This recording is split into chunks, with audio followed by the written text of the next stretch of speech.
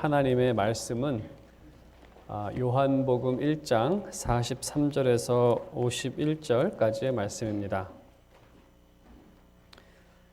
요한복음 1장 43절에서 51절까지의 말씀을 제가 봉독하고 51절은 함께 읽도록 하겠습니다. 요한복음 1장 43절에서 51절에 기록된 하나님의 말씀입니다. 이튿날 예수께서 갈릴리로 나가려 하시다가 빌립을 만나 이르시되 나를 따르라 하시니 빌립은 안드레와 베드로와 한 동네 벳세다 사람이라. 빌립이 나다나엘을 찾아 이르되 모세가 율법에 기록하였고 여러 선지자가 기록한 그 일을 우리가 만났으니 요셉의 아들 나사렛 예수니라. 나다나엘이 이르되 나사렛에서 무슨 선한 것이 날 수 있느냐. 빌립이 이르되 와서 보라 하니라. 예수께서 나다나엘이 자기에게 오는 것을 보시고 그를 가리켜 이르시되 보라, 이는 참으로 이스라엘 사람이라. 그 속에 간사한 것이 없도다. 나다나엘이 이르되 어떻게 나를 아시나이까? 예수께서 대답하여 이르시되 빌립이 너를 부르기 전에 내가 무화과 나무 아래에 있을 때에 보았노라. 나다나엘이 대답하되 랍비여, 당신은 하나님의 아들이시요 당신은 이스라엘의 임금이로소이다. 예수께서 대답하여 이르시되 내가 너를 무화과 나무 아래에서 보았다 하므로 믿느냐? 이보다 더 큰 일을 보리라. 함께 읽겠습니다. 또 이르시되 진실로 진실로 너희에게 이르노니 하늘이 열리고 하나님의 사자들이 인자 위에 오르락 내리락 하는 것을 보리라 하시니라. 아멘. 네, 오늘은 참 이스라엘이라는 제목으로 하나님의 말씀 증거하도록 하겠습니다. 그 신앙을 갖는 것, 무언가를 믿게 되는 것, 무엇보다도 예수 그리스도를 믿는 이 신앙을 갖는 것은 마치 이러한 것과 비슷한 것 같습니다. 자전거를 탈 줄 아는 것과 비슷한 점이 많은 것 같습니다. 자전거를 탈 수 있는 사람들은 타지 못하는 사람들을 잘 이해하지 못합니다. 그냥 돌리면 가는데 왜 그것을 못할까? 못하는 사람들에게 자전거를 가르쳐 준다고 그냥 막 돌려보라고 그러면 된다고.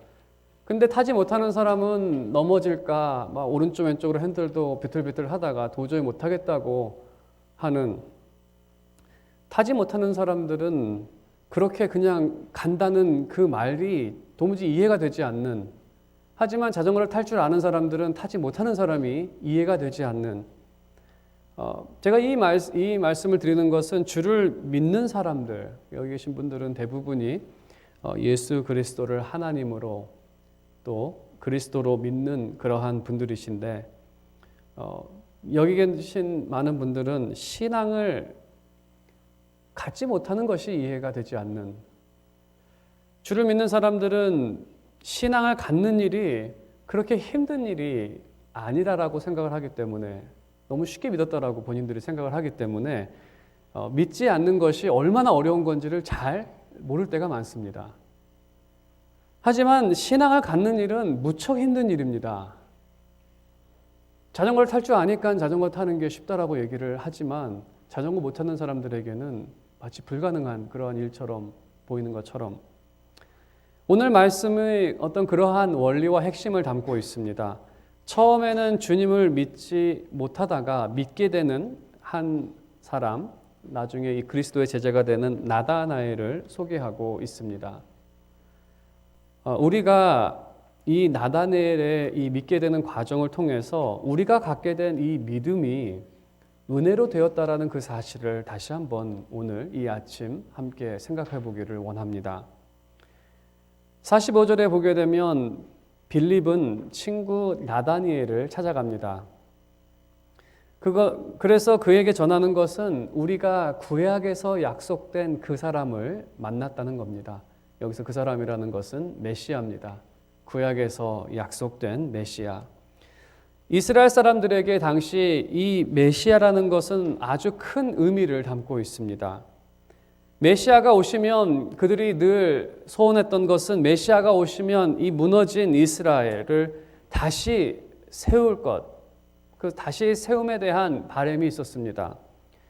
이것은 마치 일본의 지배 아래에 있었던 독립군들, 그들이 이 자주국, 주권 회복에 대한 강한 염원이 있었고, 우리가 그들에 대한 영화를 볼 때마다 그들이 목숨을 다해서 이 주권 회복을 위해서 노력했던 그들의 모습을 보게 됩니다. 당연히 지금은 우리가 주권을 갖고 있기 때문에 그것이 귀한 것인지 소중한 것인지 목숨을 바쳐야 될 만큼 그런 가치가 있는 것인지 우리는 잘 모르지만 누리고 있기 때문에, 하지만 그것을 가지 못했던 그들에게는 그것보다도 더 큰 소원이 없었고 그것보다 더 큰 염원이 그들에게는 없었습니다. 부자가 되는 것을 원치 않았습니다. 주권을 되찾는 것이 더 그들에게는 중요했기 때문에 이렇게 강한 염원을 그들이 갖고 있었습니다. 하지만 이스라엘이 갖고 있었던 염원은 더 컸습니다. 당연히 로마의 지배를 받고 있었고 그들에게도 주권은 없었습니다. 하지만 하나님의 약속이 그들에게 있었기 때문에 메시아가 오시면 하나님께서 자유롭고 풍요한 나라를 주시겠다라는 약속을 주셨기 때문에 로마의 지배 아래 살아가면서 그 나라를 꿈꿨고 염원했었고, 그것은 단순히 어떤 민족적 염원이 아니라 종교적인 염원이 같이 합쳐져서 정말 강한 그러한 바람이 그들 가운데 있었습니다. 그렇기 때문에 메시아가 오셨다는 소식, 이제 하나님의 때가 왔다라는 그 소식은 그들에게는 너무나 기쁜 소식이었습니다. 드디어 그분이 오셨구나. 드디어 그날이 눈앞에 다가왔구나. 그래서 안드레는 베드로를 찾아가서 이 소식을 전했고, 빌립은 자기 친구인 나다나엘을 찾아가서 우리가 그 사람을 만났다라는 이 문장으로 되어 있어서 읽을 때는 잘 그 감정이 잘 드러나지는 않지만 그의 감정은 정말 그 흥분되고 정말 놀랍고 너무나 기쁜 소식을 지금 친구에게 전하고 있는 것입니다. 하지만 그러한 빌립과의 마음과는 달리 빌립은 그 메시아는 다름이 아닌 요셉의 아들 나사렛 예수라고 소개를 했는데, 그러한 이 빌립의 이 마음과는 달리 나다니엘의 반응은 상당히 부정적이었습니다. 나사렛에서 무슨 선한 것이 나올 수 있겠느냐? 그 사람은 메시아가 아닐 것이다 라는 거죠. 나사렛 출신이란 이유만으로 메시아란 사실을 믿지 않습니다. 이것은 마치 이런 것과 같습니다. 제가 이렇게 여러분도 뭐 그런 경험이 있을지는 모르겠지만, 그 점심시간에 이제 배가 고파오고 한 12시 반이나 1시경에 음식점을 찾아가서 딱 음식점을 들어갔는데 테이블들은 많은데 손님이 한 명도 없을 때 저는 조용히 나옵니다. 왜냐하면 그 점심시간 장사를 한참 해야 할 그 시간에 손님이 한 명도 없다는 것은 아마 이 동네에서 별로 맛이 없는, 소문이 좋지 않은, 그래서 아무리 배가 고파도 입맛을 버리는 것보다는 나을 것 같아서 그냥 조용히 가서 좀 다른 데를 찾아갑니다. 먹어보지도 않고 맛없는 곳이라고 생각을 해서 그렇게 그냥 뭐 저도 떠나게 되는 것이죠. 갈릴리 출신이 마치 그랬습니다. 갈릴리 출신이라고 한다면 만나보지도 않고 볼 거 없다고 하는. 그래서 나다나엘은 만나보지도 않고 그 사람은 특별한 사람이 아닐 것이다라고 아무런 기대도 하지 않는, 어찌 보면 그것이 자연적일 수도 있습니다. 먹어보지 않는 식당에서 그냥 나오는 것이 오히려 정상적인 행동일 수가 있고, 또 갈릴리 출신이라고 해서 그 당시 배경을 다 말씀드리는 수는 없지만 당시 배경에서는 갈릴리의 메시아가 나왔다라는 그 소식은, 그것은 볼 필요도 없다라고 생각했던 것은 너무나 당연한 또는 자연스러운 그러한 반응입니다. 하지만 주님은 나다나엘의 그 부정적인 생각, 빌립을 만나기 전부터 그를 보셨고 그의 답변도 다 들으셨고 알고 계십니다. 하지만 주님께서는 그러한 부정적인 생각을 아셨지만 47절에 있는 것처럼 보라, 이는 참으로 이스라엘 사람이라 그 속에 간사한 것이 없도다. 칭찬의 말씀을 하십니다. 그리고 예수님께서는 이러한 말씀을 하실 때에 어떤 비꼬면서 하시는 말씀이 아닙니다. 어떤 반유법으로 하신 말씀은 아니고 정말 그렇게 말씀하신 것입니다. 긍정적인 말씀을 하십니다. 이건 어떤 긍정적인 말씀인가? 이 말씀의 의미가 무엇인가? 좀 해설이 필요한 부분입니다. 먼저 이스라엘에 대한 그 말씀은 이스라엘이라는 이름에 대해서 우리가 먼저 생각을 해볼 때 그 이스라엘이라는 이름이 처음 성경에 등장한 것, 역사적으로 처음 등장한 것은 이스라엘이라는 이름은 하나님께서 야곱에게 하사하신 이름입니다. 야곱에게 너를 이스라엘이라고 부르겠다. 너의 이름은 이스라엘이 될 것이다 라고 하십니다.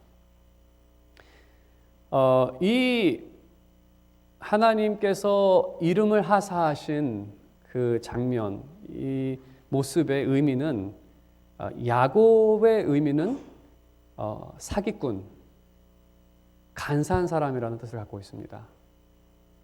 태어날 때부터 남의 뒤꿈치 붙잡고 이 잘못된 방법으로 누군가를 이기려고 하는 그러한 간사한 사람, 사기꾼이라는 이름을 갖고 있습니다. 새 이름을 하나님께서 주셨을 때에 하나님께서 그에게 그를 향한 뜻은 전에는 너가 간사한 사기꾼, 죄인이었지만 이제는 너는 축복받은 의인이다 라고 말씀하시는 겁니다. 그 장면은 야곱이 하나님의 축복을 얻기 위해서 밤새도록 기도를 했습니다. 축복을 주시지 않으면 떠나지 않겠다고. 그때 하나님께서 그래 전에는 너가 야곱이었지만 이제는 내가 너를 이스라엘이라고 부르겠다. 전에는 너가 간사한 사기꾼이고 죄인이었지만 이제는 내가 너를 축복된 나의 백성, 축복된 의인이라고 부르겠다라는 그러한 의미를 담고 있습니다. 이 장면에서 하나님께서 나다나엘을 그렇게 축복하셨을 때 그가 예수님에 대해서 예수님을 왕으로 영접하지도 않고 예수님에 대해서 그 어떠한 좋은 반응을 보이지 않았다 하더라도 하나님께서는 그에게 축복을 선포하십니다. 너는 진실로 이스라엘 사람이고 너에게는 간사함이 없는 축복받은 사람이다라고 말씀을 하십니다. 그 축복을 말씀을 듣게 되었을 때 또 하나님 예수님께서 그를 무화과 나무 아래에서 본다고 하셨을 때에 그때 예수님을 하나님과 나의 왕으로 고백합니다. 이스라엘의 임금은 바로 그 사람도 이스라엘 사람이기 때문에 나의 왕이라는 그러한 고백을 하게 됩니다. 우리가 이 장면을 통해서 우리에게 전달하고자 하는 내용은 요한복음 1장 앞부분에서 비춰 생각해 보면 이 장면이 우리에게 주는 의미를 더 쉽게 파악할 수가 있습니다. 1장 10절과 11절에는 이렇게 기록을 하고 있습니다. 여기서 그는 하나님입니다. 그가 세상에 계셨으며 세상은 그로 말미암아 지은 바 되었으되 세상이 그를 알지 못하였고 자기 땅에 오매 자기 백성이 영접하지 아니하였으나. 이 말씀의 의미는 세상의 창조주가 세상에 왔는데 하나님께서 다 지으셨는데도 그 중에 누구도 창조주를 알아보는 사람이 없었다는 겁니다. 그리고 자신이 구속하고 구원한 백성에게 갔음에도 불구하고 자신의 백성도 주님을 영접하지 않았다는 것입니다. 그래서 그들의 반응은 마치 나다나엘의 첫 번째 반응과 같은 그냥 이름만 들어보고 영접하지 않는 그냥 넘어가 버리는 그것이 많은 사람들의 모습이었다는 겁니다. 하지만 하나님께서는 그러한 사람들에게를 축복하시고 새 생명을 주셨고 또 주님이 어떠한 분인지 그들에게 알게 하셨고 그 능력을 보여주셨고 그에게 믿게 하셨고 그래서 결국 그들은 49절에 있는 것처럼 하나님은 나의 왕이시요 또한 하나님의 아들이다라는 그러한 고백으로 연결되었다는 것입니다. 우리가 여기서 발견할 수 있는 원리는 사람이 주님을 찾을 수 있는 것이 아니라 주님께서 사람을 부르셨고 그것에 믿는 자들이 화답을 했다는 겁니다. 아멘으로 화답했다는 겁니다. 우리도 우리가 주님을 찾은 것이 아닙니다. 주님께서는 여러분이 주님을 만나기 이전에도 여러분을 알고 계시고 보고 계셨고 태어났을 때부터 여러분이 어떠한 삶을 사셨는지도 주님은 다 알고 계십니다. 때가 되었을 때 주님께서 여러분을 찾으셨고 여러분을 부르셨고 여러분은 그것에 아멘으로 화답하여 믿게 된 것입니다. 정말 이것은 우리의 능력으로 된 것이 아니라 바로 하나님께서 주신 그 능력으로 되어진 결과입니다. 제가 제 자신을 또 이렇게 비춰서 생각해 볼 때에도 제가 초등학교 때에는 그 사립학교를 다녔습니다. 기독교 사립학교였기 때문에 그 학교에는 교회를 다니는 학생들이 한 70% 이상은 있었습니다. 하지만 여전히 교회를 다니지 않는 학생들도 저를 포함해서 한 30% 정도는 교회를 다니지 않았습니다. 그러한 그 교회를 다니는 친구들 옆에서 그들을 보고 또 교회에 대해서 생각을 할 때에 저나 그 30% 되는 교회를 안 다니는 그 친구들 또 사립학교였기 때문에 다들 이렇게 부유한 그러한 가정들에서 가정에 태어난 그러한 자녀들이었는데 그 친구들이 우리랑 같이 늘 얘기했던 그 얘기 중에 하나는 참 교회 다니는 사람들은 대부분 다 가난한 사람들만 다니나 보다라는 얘기를 한 적이 있습니다. 저희가 이렇게 학교 이렇게 같은 그부들을 봤을 때 해도 그 대부분 좀 이렇게 잘 살지 못하는 사람들이 다 교회를 다녔고 저희 30% 불신자 아이들은 대부분 다 잘 사는 그러한 가정들이었기 때문에 그래서 교회에 대한 어떤 흠모할 만한 것은 찾지 못했습니다. 필요성도 느끼지 못했고 제가 6학년 때 저희 선생님이 도덕 점수를 깎기 시작해서 교회 안 다니는 사람들에게 교회 안 다니면 도덕적으로 문제가 있는 사람들이라고 그렇게 그 선생님은 생각을 하셨기 때문에 어쩔 수 없이 교회를 이제 다녔습니다. 같이 몰려다니는 그 불신자 친구들하고 같이 그냥 이제 계획을 짜서 어떤 교회를 가기로 해서 이제 가게 된 거죠. 하지만 그거 외에는 특별하게 나에게 유익이 된다라고 생각을 한 적은 없습니다. 미국에 왔을 때에도 교회를 다녔지만 교회에 대한 모든 부분들은 부수적이라고 생각을 했습니다. 그저 친구를 만나고 그들과 교제를 하는 하지만 이것이 다른 것과 대체가 된다면 충분히 교회는 필요 없는 그러한 부수적인 그러한 것. 그래서 제가 그러한 저의 그 모습과 저의 생각들을 생각해 봤을 때에 확실히 말씀드릴 수 있는 것은 제 실력으로는 주님을 영접하거나 축복에 이르지 못합니다. 주님에 대한 복음을 듣고 교회에 대한 모습을 바라보면서 내가 저기 가지 않으면 죽겠다라는 그런 마음이 절대로 생기지는 않습니다. 그것이 사실입니다. 그래서 세상 사람들이 복음을 듣고 교회에 대한 모습을 보면서 어떠한 흠모하거나 내가 저기에 가겠다라는 그러한 강한 충동이 들지는 않습니다. 그것이 어떻게 보면 당연한 그러한 모습입니다. 하지만 주님께서는 저를 축복받은 백성이라고 부르셨고 완전히 믿음이 굳어지지 않은 상태에도 어떤 의로운 모습이 나타나기 이전에도 주님께서는 저를 축복받은 백성이라고 부르시고 성령의 능력으로 그 부름에 화답하게 하셨고 그제서야 나를 창조하신 분이 누구셨는지 나를 이 땅에 태어나게 하신 분이 누구셨는지 그리고 그 좋지 않은 말을 하는 그 과정 가운데에서도 모든 순간 가운데에서 나를 아시고 그럼에도 불구하고 나에게 생명을 주시고 지탱하시고 지금까지 이끌어 주신 분이 누구셨는지를 저에게 알게 해주셨다는 겁니다. 그리고 내가 얼마나 그걸로 인해서 축복받은 백성이 되었는지. 그래서 제가 이 저의 간증도 그렇지만 이 나다니엘의 이 모습을 통해서도 또 여러분께서도 많은 그러한 간증 이야기들이 있을 것이다라고 생각이 듭니다.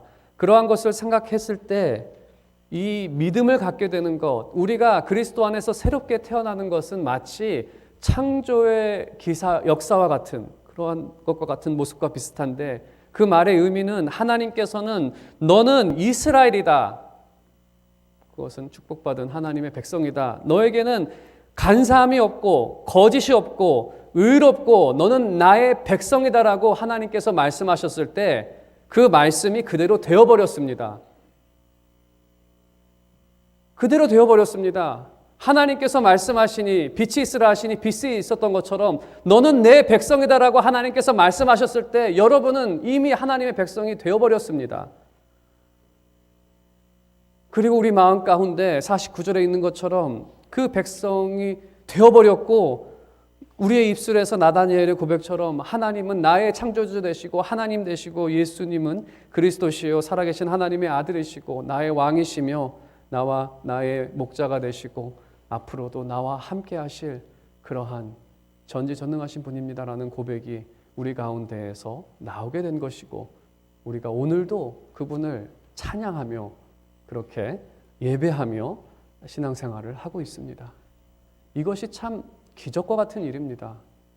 우리가 믿는다는 것이 너무 쉽다라고 그렇게 생각해 온 적도 있었지만, 우리가 이 나다니엘을 비추어서 또 우리의 믿음의 이 신앙의 삶을 비추어서 봤을 때에는 참 놀라운 일입니다. 예수님을 바라보며 신통하지 않다라고 생각해서 영접하지 않는 것이, 어찌 생각하면 세상 사람들이 그런 모습들이 있지만 그것이 어쩌보면 당연한 그러한 모습입니다. 주님을 믿고 고백하는 것은 참으로 특별한 은혜의 결과이며 여러분께서는 그 은혜를 이미 받으셨고 그 은혜 가운데 지금 살아가고 계십니다. 네, 이제 50절과 51절에 예수님께서 그 두 번째 말씀을 하시는데, 두 번째 말씀은 예수님께서 전지하신 것, 바로 무화과 나무 아래 아무도 없는 그 장소에서 빌립이 많은 나무 중에 무화과 나무 아래 있다는 것을 말씀하셨을 때 당연히 전지하신 하나님이기 때문에 그 사실을 알고 계십니다. 여러분이 하나님이 안 보인다고 하나님이 여러분을 안 보는 게 아닙니다. 하나님이 이 자리에 앉아 계신 것도 다 알고 계십니다. 아무튼 예수님께서 하나님으로서 자신의 전지하심을 보이셨을 때 빌립이 믿게 됩니다. 그것에 대해서 예수님은 내가 이 말을 했기 때문에 너가 나를 믿느냐, 하지만 이보다도 내가 더 큰 일들을 너희에게 보일 것이다 라고 말씀하십니다. 그럼 여기서 더 큰 일이라는 것이 무엇일까? 그것은 이제 이 요한복음 1장이 이제 서론과 같은 그러한 내용인데, 이제 그 더 큰 일들이 2장에서부터 쭉 더 큰 일들이 일어납니다. 물을 포도주로 바꾸는 사건도 그 중에 하나가 되겠지만, 이 요한복음이 가장 클라이맥스로 보여주는 더 큰 일이라는 것은 바로 십자가와 부활을 향하고 있다는 것을 우리가 염두하면서 우리가 2장을 함께 나중에 다음 주부터 또 보도록 하겠습니다. 그러시면서 51절에 이 더 큰 일 중에 하나를 소개하시는데, 그것은 바로 야곱의 사다리를 예수님께서 언급하시면서 그것을 자신에게 적용시키십니다. 그러면 야곱의 사다리, 바로 창세기 28장 12절의 말씀을 비추어서 그렇게 말씀을 하시는데, 이 말씀은 평이하게 볼 때에는 그렇게 문제가 되지는 않는데, 여기서 두 가지 단어가 이제 번역을 할 때에 참 쉽지 않게 한국어로 번역된 게 두 단어가 있습니다. 첫 번째는 사닥다리입니다. 원어의 단어는 그게 정확하게 무슨 단어인지 알 수는 없습니다. 이것은 문맥적으로 번역을 한 겁니다. 그게 make sense 하기 때문에. 그러니까 다른 말로 하면 하늘이 있고 땅이 있습니다. 그 중간에 연결이 되어 있다라고 되어 있습니다. 무언가가 있는데 그걸로 연결이 되어 있다라고 되어 있습니다. 근데 그 무언가가 뭔지를 모릅니다. 지금은. 그 당시에 히브리 단어가 도대체 무엇을 말하는 건지 같은 단어가 성경에 반복되어 있지 않기 때문에 그러한 경우에는 해석하시는 분들이 참 애를 먹습니다. 그래서 사닥다리라고 일단은 한국어로는 번역을 해놨는데 이것도 조금 부자연스러운 것은 사닥다리는 동시에 오르고 내리고 하기는 좀 힘듭니다. 여러분께서 사다리를 많이 써보셔서 알겠지만 두세 사람이 막 동시에 왔다 갔다 사닥다리를 오르락내리락 할 수는 없습니다. 그래서 사닥다리가 그렇게 좋은 번역일까라고 했을 때는 조금 의문은 있습니다. 이것을 계단이라고 하면은 어떨까라는 생각도 들고 또 이게 만일에 21세기라고 한다면 뭐 엘리베이터라고 해도 사실 아무도 모르기 때문에 꿈에서 본 그것이 뭔지를 모르기 때문에 꿈에서 본 거지 이게 실질로 본 것이 모르기 때문에 여기서 단순히 얘기하는 것은 하늘과 땅에 무엇으로 인해서 연결이 되어 있다는 겁니다. 근데 이것을 제가 길게 설명하는 것은 그 다음에 나오는 단어가 그 위에서 오르락내리락하고 그럼 그 위라는 것은 이전에 언급한 사닥다리인가 라는 또 의문도 듭니다. 하지만 제가 이제 설명은 여기까지만 하겠고요. 혹시 궁금하시면 뭐 저를 따라 만나서 쭉 이렇게 설명을 해드릴 수는 있겠지만 제가 핵심만 말씀을 드리겠습니다. 이 그 위는 과연 누구 위를 말하는 걸까? 두 가지가 가능한데 사닥다리인가 아니면 지금 꿈을 꾸고 있는 야곱 위에서 오르락내리락 한다는 의미인가? 근데 여기서 그 위라는 것은 요한복음의 요한도 그렇게 이해를 하고 있지만 이 구절을 연구했던 적지 않은 랍비들과 많은 유대인들은 여기에서 말하는 그 위는 야곱이라고 그렇게 해석을 합니다. 야곱 위에서 오르락내리락 했다. 그러면 야곱 위에서 오르락내리락 했다라는 그 의미는 무슨 의미를 담고 있는가? 그 의미는 야곱이 바로 하나님의 축복을 이 땅에 전달하는 축복의 통로가 됐다라는 그러한 의미입니다. 야곱은 창세기에 기록된 것처럼 12지파 온 이스라엘을 각자 다 기도를 하고 축복을 합니다. 그들이 축복을 받은 것은 바로 야곱 때문에 축복을 받습니다. 야곱은 야복강가에서 하나님의 축복을 빌었고 그 축복을 얻었고 그 축복을 12아들에게 그렇게 각자 축복을 했습니다. 그리고 그 축복 위에서 이스라엘이라는 국가가 세워졌습니다. 지금 이 사실을 요한이 지금 언급하고 있는 것입니다. 히브리서에서도 야곱의 많은 내용들 가운데 그가 믿음으로 12아들을 축복했다라고 해서 믿음의 행동을 그 축복 기도에 두고 있습니다. 51절에서 말하는 더 큰 일이라는 것은 이제 그 야곱 위에 오르락내리락 하는 것이 아니라 인자 위에 예수님 위에서 오르락내리락 한다라고 그렇게 말씀하고 계십니다. 이것을 연결해서 보았을 때에 구약에서는 하나님께서 야곱을 통해 축복하셨고 그 축복을 통해 이스라엘의 나라가 세워졌습니다. 하지만 새 시대에는 주님을 통해 이 땅에 있는 모든 사람들이 축복을 받을 것이라는 것입니다. 그리고 야곱의 축복을 통해 12지파 이스라엘이 세워진 것보다 더 큰 일이 일어나는데 바로 예수 그리스도의 그 축복을 통해 무엇보다도 예수 그리스도께서 12제자를 축복하시고 12제자를 통해서 많은 그러한 믿음의 후손들이 태어나 큰 나라를 이루는 더 큰 일이 일어날 거라는 그러한 어떤 예언적 말씀으로 우리에게 주신 것입니다. 예수님은 요한복음 안에서도 말씀하고 계시지만 아버지께로 가는 유일한 길이요 생명이요 진리입니다. 하늘과 땅을 연결되어지는 그 천사가 오르락내리락 할 수 있는 유일한 길은 바로 예수 그리스도 안이라는 것입니다. 바로 이제 앞으로 나타나게 될 그 더 큰 일에 대해서 하나님께서 세우고자 하시는 하나님의 나라에 대한 선포로서 이 51절 말씀을 하나님께서 주셨습니다.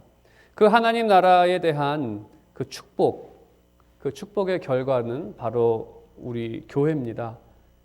교회가 12제자를 통해서 교회가 세워졌습니다. 교회라는 것은 두세 사람이 모인 예수님의 이름을 부르는 그 모임을 우리는 교회라고 합니다. 우리가 오늘 이 자리에 모인 것도 나다나엘을 축복하신 것처럼 너는 나의 백성이다라고 축복하신 그 축복 때문에 우리가 교회로 모이게 되었습니다. 바로 그 축복의 결과입니다. 이곳에는 그 하나 주님의 축복이 여전히 여러분을 향하고 있습니다. 이 교회는 하나님의 나라가 세워지는 현장입니다. 여러분은 하나님 나라 백성으로 날마다 변화되어져 가는 그러한 현장이고, 또 우리 함께 속한 이 교회는 하나님의 나라로 완성될 것입니다. 그것이 바로 우리가 가진 소망이고 또 하나님께서 주신 축복입니다. 오늘 말씀의 결론을 맺도록 하겠습니다. 때로는 주님이 계시는 교회를 바라보거나 또 십자가의 복음을 들을 때 나다나엘과 같은 반응을 보이는 것, 어찌 보면 이러한 반응은 당연한 반응인 것 같습니다. 인간의 실력으로는 하나님을 영접하거나 또 그들의 실력으로 할 수 있는 것은 주님을 십자가에 못 박는 일밖에는 하지 못하는 것이 인간의 한계입니다.